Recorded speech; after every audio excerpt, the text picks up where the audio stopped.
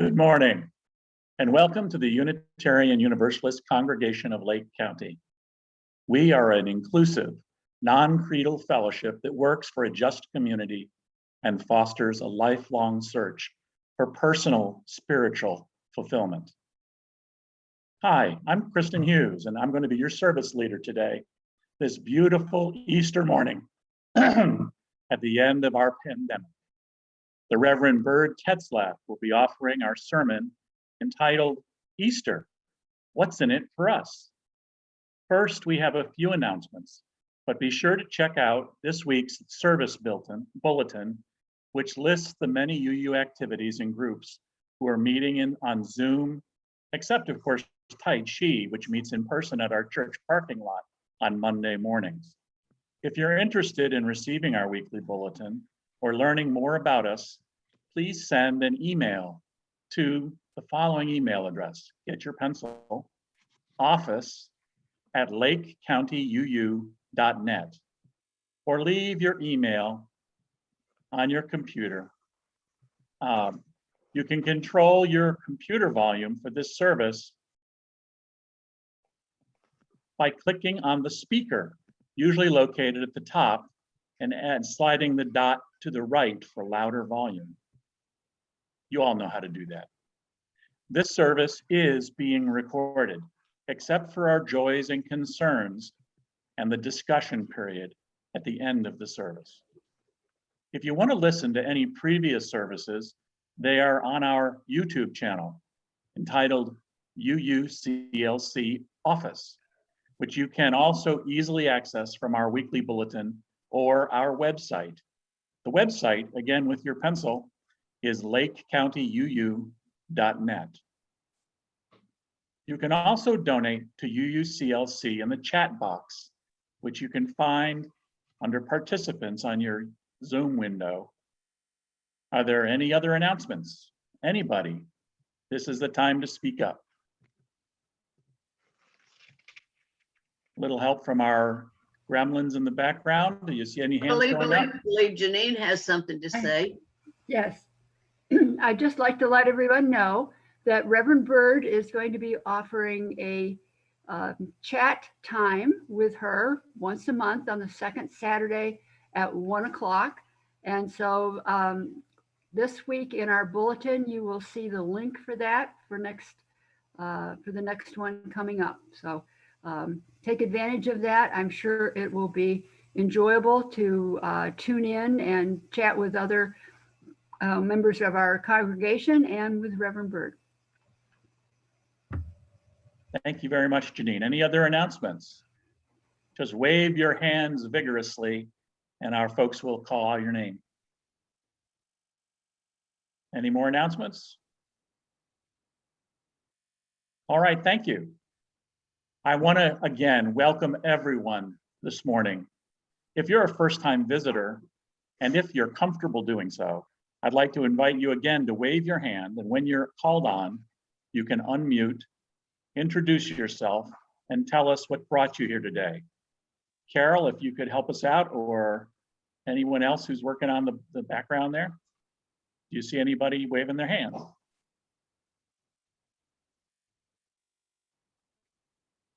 Okay, hearing none. And I want to give a very warm welcome to Reverend Byrd today. A little bit about her. Reverend Byrd Tetzlaff grew up in the Midwest and got her master's degree from Meadville Lombard. She's now served 6 congregations, if I've got the count right, in Illinois, Tennessee, Virginia, Indiana, and California. She travels around, and of course now Florida. She is currently, quote, retired, except for an animal ministry and art ministry, which we've all seen some of her amazing mandalas, and the occasional blog. Byrd grew up on beautiful Lake Delavan in wonderful Wisconsin, where she had a childhood friend, Alice Wynn. It just so happens that Alice is the sister of our very own Val Wynn Condi. Byrd discovered UU at the age of 21, has been active ever since. She attended Meadville Lombard, got her degree as a Master of Divinity. While in California, she worked for the legalization of same-sex marriages. And during that window, that is after it became legal in the state of California, but before it became legal finally nationwide, she had performed over 70 same-sex marriages at no cost in Indiana. She's now doing art, blogging, and feeds the birds. Welcome, Reverend Byrd. Thank you. Our opening words are from Barbara Wells. O spinner, weaver of our lives, your loom is love. May we who are gathered here be empowered by that love to weave new patterns of truth and justice into a web of life that is strong, beautiful, and everlasting. And this morning, we are going to light the chalice with the words of Christine Robinson.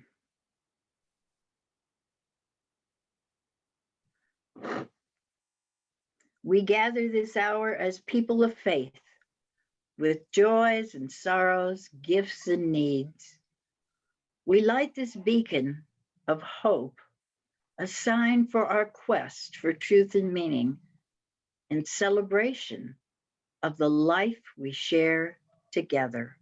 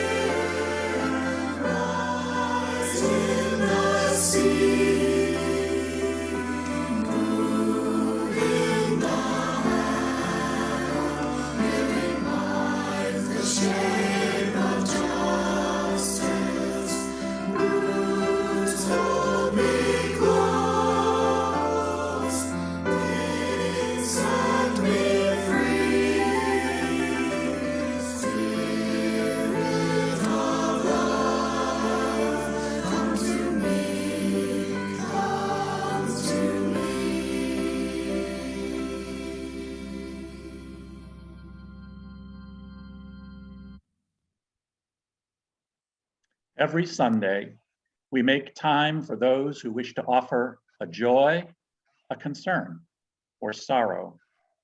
This portion of our service will not be recorded. As we share joy, it multiplies.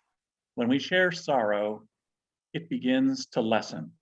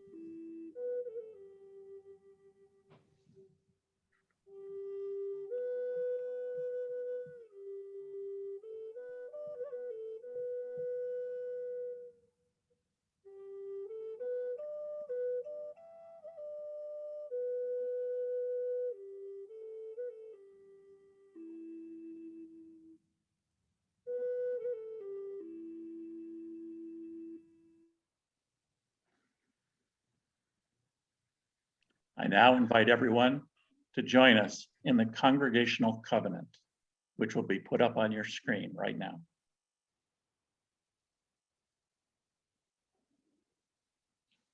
Let us reaffirm who we are by reciting together our Congregational Covenant.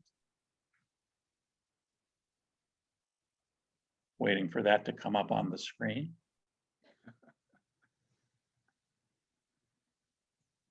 Love.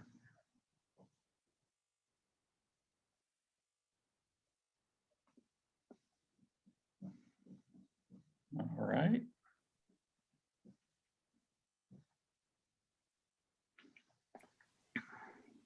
Henry, is there a problem?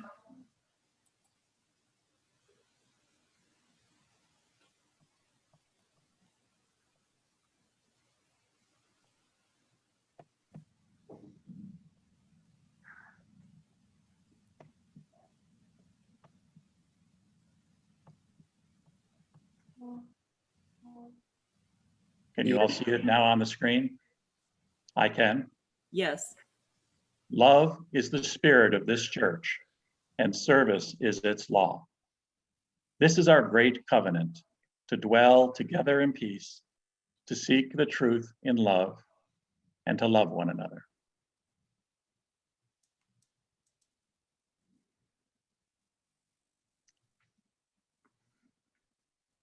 We're almost there. Hold on. You can see on your screen now some of the places where you can donate to our church. Just zoom in to enlarge it if you want to see the links more easily. It's our practice to give very generously to our church as we are able, and keeping in mind both its meaning in our lives and its impact on the world and our community. We are very thankful to all of you who provide financial support for UUCLC. In order to continue our vital services and to keep our beautiful building protected and ready for our eventual return following the pandemic, which we are very eager to do, we ask for whatever financial support you can provide. There are multiple ways to do this, including clicking on the link in the chat box right now. And I've done that, and it's fun. Thank you very much for your donation today.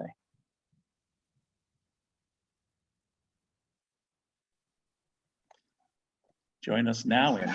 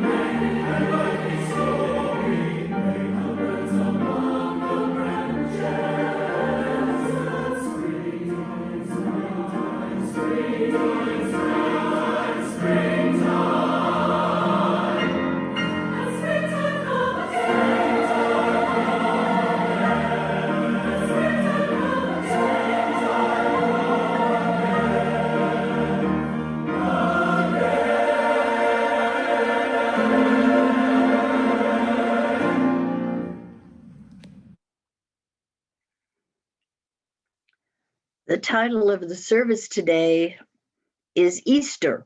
What's in it for us? But I should warn you, it somehow has also turned into Easter. What does it mean for us? For us UUs, that can be a loaded question. After all, not many of us buy the resurrection story as it's presented in the Bible.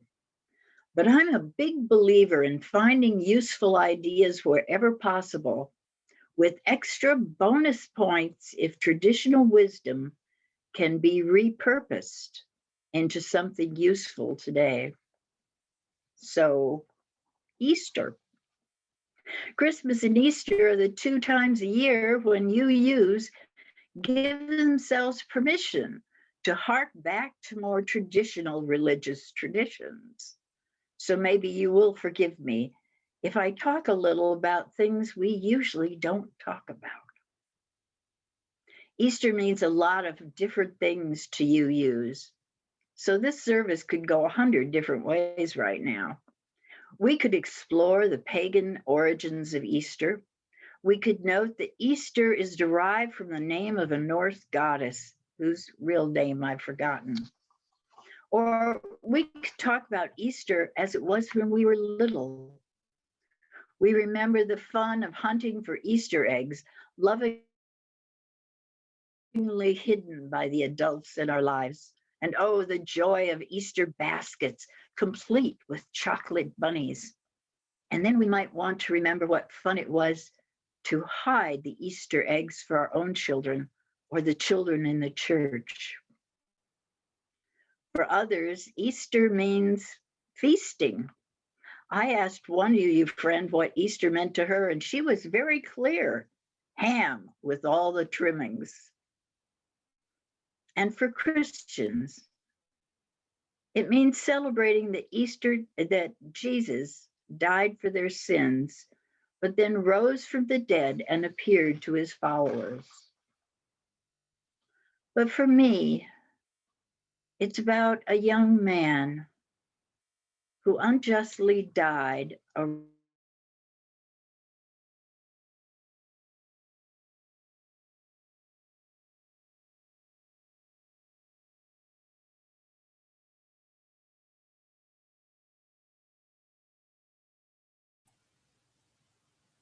sorry, we seem to be having some technical difficulties. Bear with us. there. How's that? Much better. For me, Easter is all about a young man who unjustly died a really bad death. And I have to say here that I support the Bruce Barton understanding of what Jesus was like.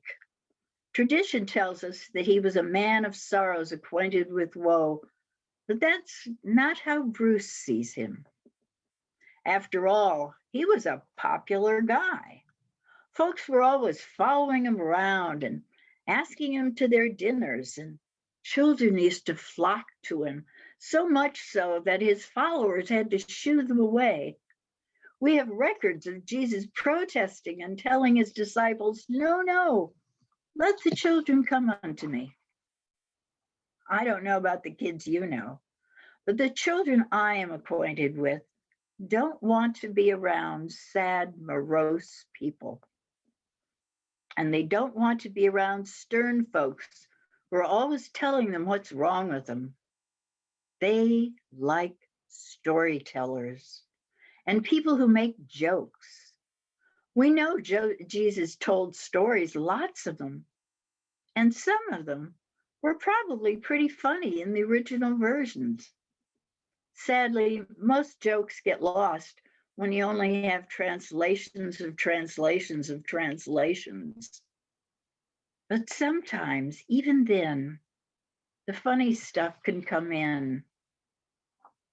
Remember when someone asked Jesus how to pray, and Jesus replied, "Well, be ye not as the publicans and the Pharisees who stand on a street corner crying, Lord, Lord, I thank thee that thou hast not made me like these sinners, these poor other fools. He would have paused here for the laughter, because folks would recognize that this was a fairly common practice, and it was probably someone they knew. And then he went on to gently say, but thou, when thou prayest, go into thy closet and shut the door. There's probably lots of other examples of his humor that we either lost or don't understand because of translations or cultural norms that are no longer there. But then we come to Easter. Okay, so what is Easter? Christians believe that Jesus was nailed to a cross. And while he was up there, he had a short conversation with someone else who was also crucified. He asked for water, and the Roman guard took a sponge, soaked it in vinegar, and lifted it up with the tip of his spear. Jesus died a little later, and the Romans tested to make sure he was dead by thrusting a spear into his side. His body was then taken down by Joseph of Arimathea and laid in his tomb. On the following Sunday, a woman or some women went to visit the tomb, probably with the intent to clean the body. But the tomb was empty, and the stone to close it had been rolled away. Then, depending on which gospel you're reading, either two men told the women that Jesus was not dead and had been resurrected, or an angel told the women that story, or Jesus, whom they did not recognize at first, appeared to them. They were told to go and tell the other disciples that Jesus was not dead. And again, depending on which gospel, they either went and told the disciples, but were not believed, or they decided not to tell anyone because they thought they would not be believed. But then Jesus appeared to some of his followers, and they gladly told everyone that he had been resurrected. Perhaps it should be mentioned that some of us may have a bit of skepticism about this story. I'm going to stop here and ask, can you hear me? Yes, we can hear you, Byrd. Okay, thank you. Recently, I've begun to think about this tale differently than before. You see, I've been doing some research for classes on approaching the Bible as history rather than theology. And this approach has changed a lot of my opinions.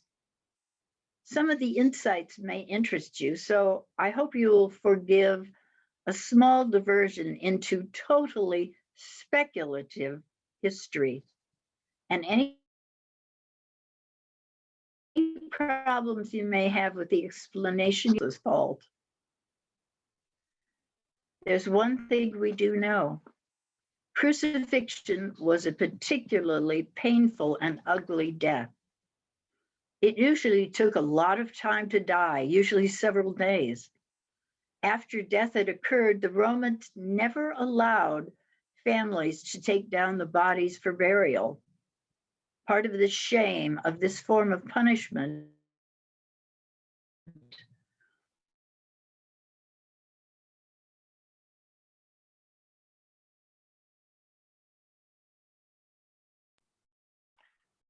We've lost your audio again, Byrd.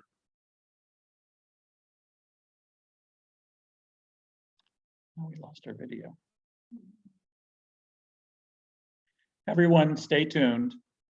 Byrd will reload and come right back shortly. Byrd, you need to unmute. You're back, but you Yeah. need to unmute. Yep, I got it. Now, if we look at the Bible narratives as historians, there's a few clues to what may have happened. And remember, a lot of this is just conjecture on my part. For instance, Jesus died very quickly. That's unlikely given what we know. If Jesus was a carpenter before he began his ministry, that's not a profession for wimps. You have to be fairly strong to carry around timber, plane it, to cut it into planks. A healthy man would have lasted for a long time. And even if he were not in the best of shapes, it should have taken longer than 3 hours. So Jesus dying very quickly was unusual. Now, maybe the sponge drenched in vinegar that the soldier put on his spear and lifted to Jesus' lips, maybe that was really some sort of poison that helped put him out of his misery. Or maybe the sword in his side did him in. In any case, he died. And after that, the Romans went away. Nothing more to see here. They were done. Their job was over. And the body would just stay there on the cross until time and scavengers had their way. But then Joseph of Arimathea had compassion on the family. He told them that he would steal the body, take it down and put it in his own tomb. He was a wealthy man, so he could have hired some folks to help him sneak the body away so he could get a decent burial. But then suppose that Joseph got worried that the Romans would get upset that he took the body, or that they would find out that he took the body. Pontius Pilate was known to be fairly ruthless in following Roman law. He surely would have been vindictive to someone who tried to circumvent Roman justice. And having the body of Jesus in his personal tomb would certainly put Joseph in peril. So maybe after first putting it there, Joseph changed his mind and moved it to another location to keep himself from suspicion. That would explain the empty tomb on Sunday. Now, even today, it is not an uncommon phenomenon for some folks after they lose someone they've loved. It's not uncommon to have an experience that makes them think their loved ones have come back to them briefly. Now, maybe it's just a dream or wishful thinking, but whatever it is, it has been reported a lot. Many folks say they've experienced something like that. I have myself. And maybe it was just a hallucination, but it felt very real. Now, suppose some of the followers of Jesus were deeply attached to him, and some of them had that sort of experience or hallucination. Combine that with the prevailing religious ideas that were common, ideas of heroes or emperors or Caesars that became gods, and you have the setting for a belief in resurrection. Now, I'm not saying this is what happened.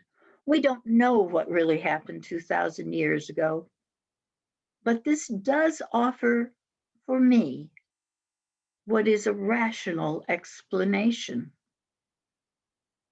Now, we all know that as time went on, the followers of Jesus grew to believe that the resurrection proved that Jesus was God, which then sparked a whole slew of consequences. As Bart Ehrman puts it in his book, How Jesus Became God, quote, if Jesus has not been declared God by his followers would have remained a sect within Judaism, a small Jewish sect. If it had not attracted a large number of Gentiles, there would not have been the steady rate of conversion over the first 3 centuries of Christianity. It would have remained a small Jewish sect. If it had not grown to a sizable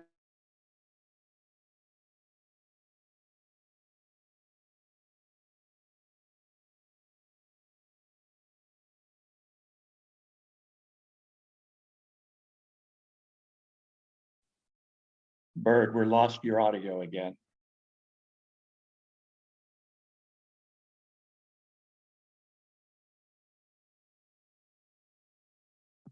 Everyone hang in Back there. again. She'll be back shortly. There we go. If it had not grown to a sizable minority in the empire, the Emperor Constantine certainly would not have converted, and Christianity would not have become the state religion of Rome. And if that hadn't happened, it never would have become the dominant religious, cultural, political, social, and economic force that Christianity became.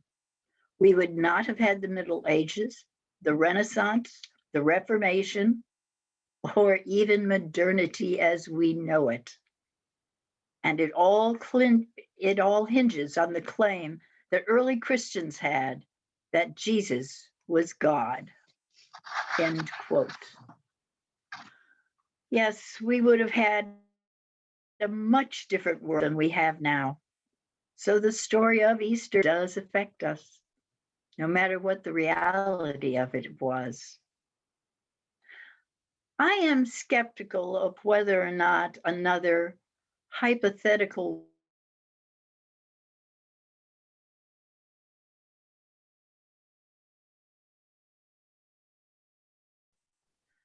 but for Byrd, me,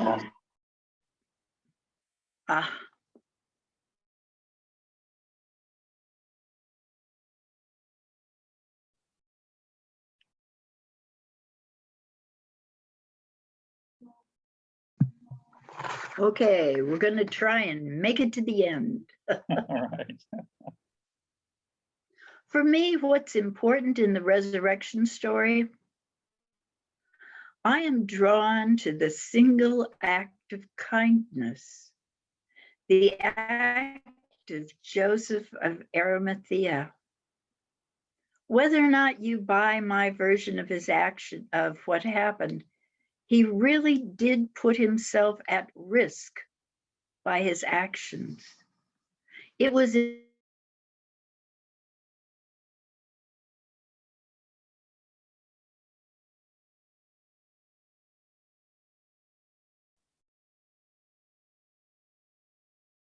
Byrd, we lost you again. Can you come back in?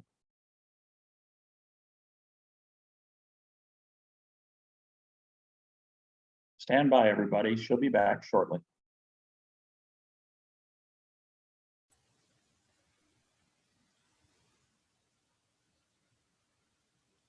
Byrd, you might try turning off your video. Sometimes the audio will come through if the video is off.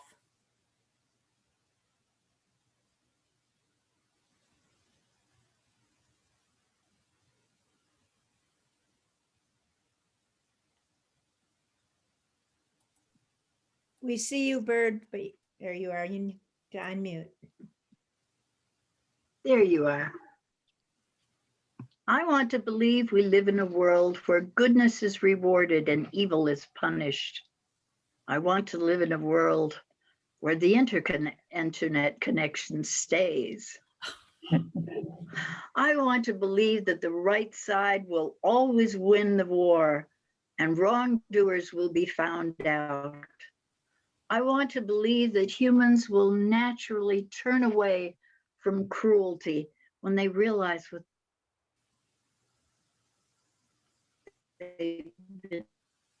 goodwill and justice. I want to believe all that, but I don't. The story of the crucifixion is ugly, but the resurrection, Easter, offers a vision of what could be.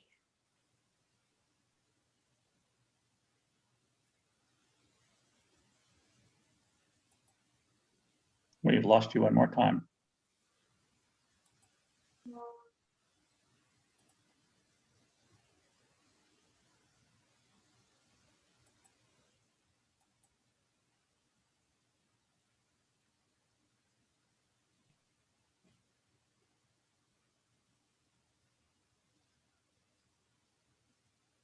ask that everybody be patient. We're having a lot of Easter traffic this morning, and it appears to be knocking people off. There she is back. Unmute. Byrd, unmute. Yep. We're gonna try. We can make it only a couple more pages. Okay. The resurrection offers a vision of what could be. It suggests that good may indeed triumph, but only if we, like Joseph of Arimathea, take action. It's up to us. Justice, freedom, fair play, and opportunity does not happen in a vacuum. We have to make it happen. It is our actions that determine if it is possible to make the world a kinder, better place, not just for ourselves and those we love. We have a whole world to care about, and I believe we have to try. It will be hard, and the road is muddy and rough, but maybe, just maybe, we'll get there. I don't know what Easter means to you. I'm quite sure if we were to poll this group, we would have a lot of different answers, and the answers would range from playful to profound. And that works because we're UUs and we celebrate the differences. So be it.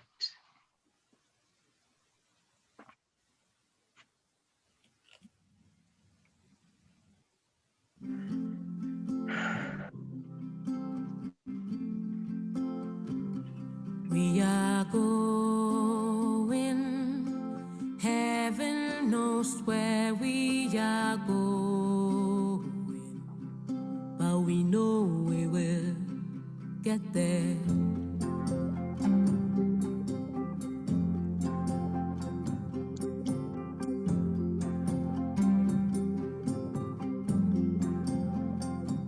We are going, heaven knows where we are going, but we know we will get there.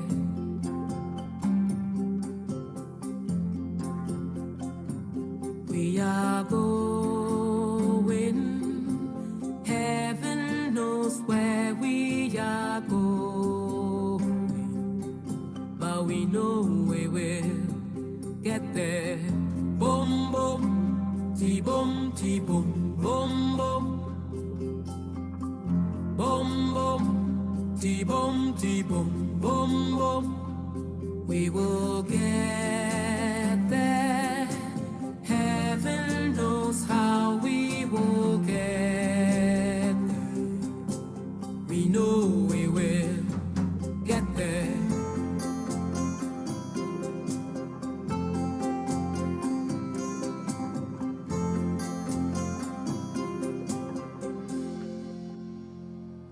We are going, heaven knows where we are going, but we know we will get there.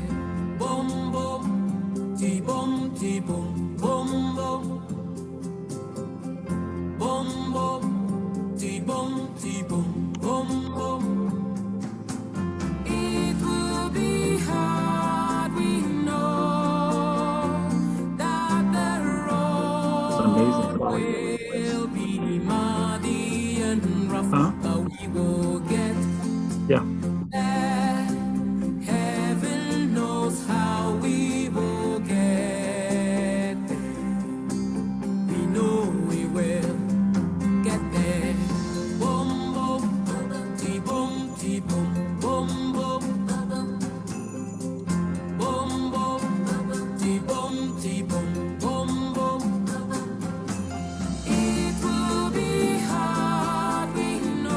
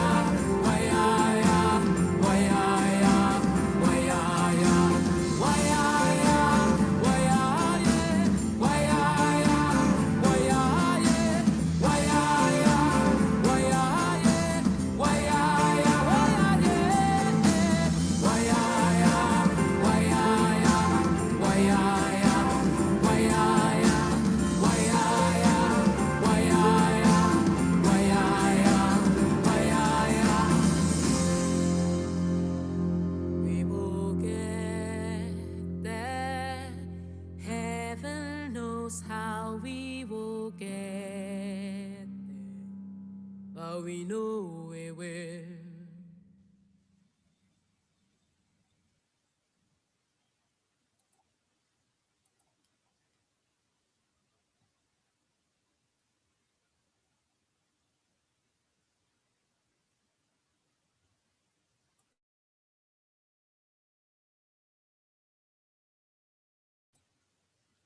Chris, Byrd is not with us.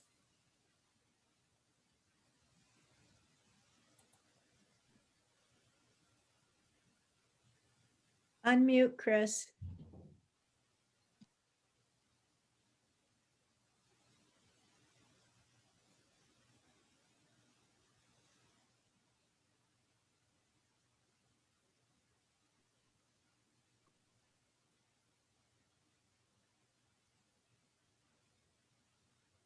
We wait just a moment, we'll have Byrd back with us.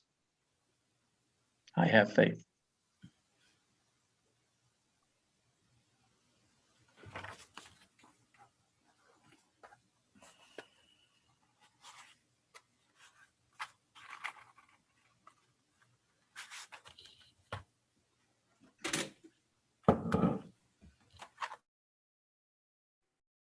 The road may be muddy and rough, but she'll get here.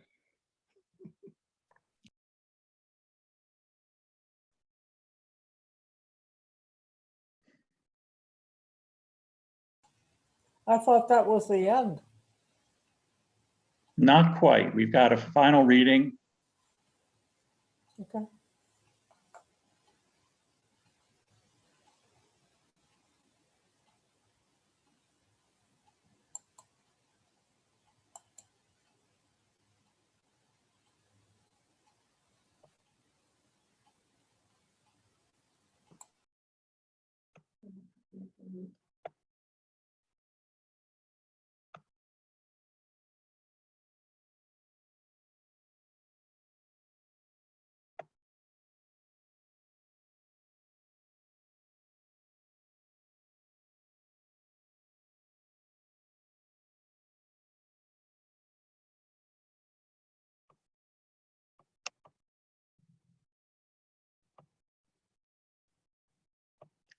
Well, at this point in the service, Murdo is going to share some closing words.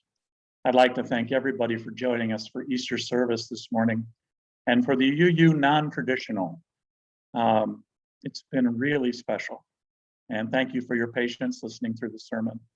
I'd like to have you all imagine a bright, shining chalice with a flame, which is just what it needs to be for you.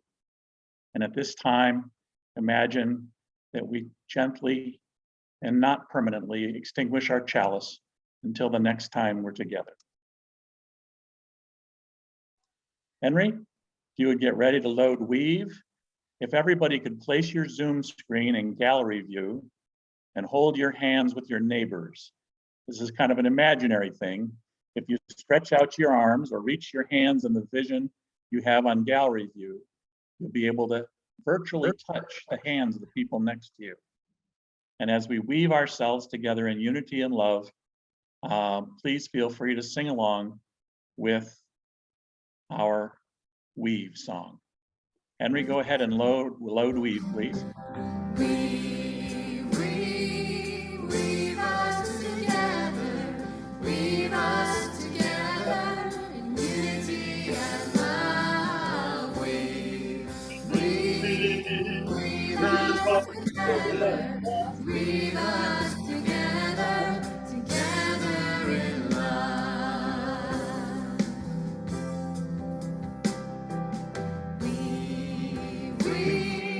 Weave us together, weave us together in unity and love. Weave us together, weave us together, together in love. Thank you all very, very much.